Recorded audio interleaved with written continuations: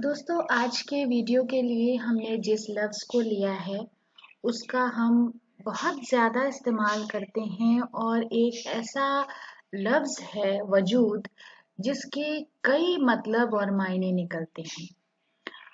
उसके इंटरप्रिटेशंस अलग-अलग हैं। तो आज के इस वीडियो में मैं बात करने वाली हूँ लफ्ज़ वजूद पर।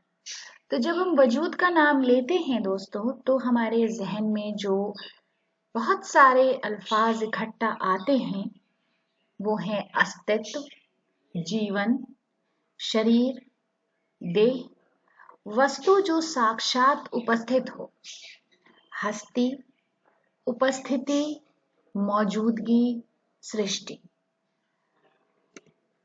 उसके बाद हम जब इंग्लिश में बात करते हैं उसके मतलब की तो होता है एग्जिस्टेंस, बीइंग, बॉडी, सब्सटेंस और लाइफ।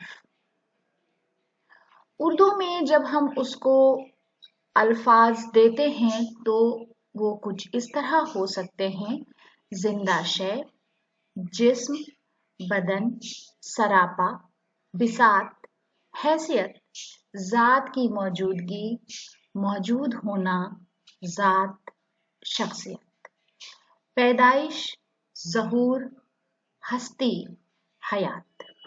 और अगर आप इसका फ़लसफ़ियाना पहलू देखें तो मतलब निकलेगा कि कोई ऐसी शय जो हकीकतन मौजूद हो या तसव्वुर में आ सकती हो। दोस्तों इस इंटरप्रिटेशन के बाद मैं फरहत शहजाद का एक खूबसूरत सा शेर आपके हवाले कर रही हूँ। शेर कुछ इस तरह है: तेरा वजूद गवाही है मेरे होने की, मैं अपनी ज़ात से इनकार किस तरह करता। तेरा वजूद है गवाही मेरे होने की, मैं अपनी ज़ात से इनकार किस तरह करता। तेरा वजूद गवाही है मेरे होने की, मैं अपनी ज़ात से इनकार किस तरह करता।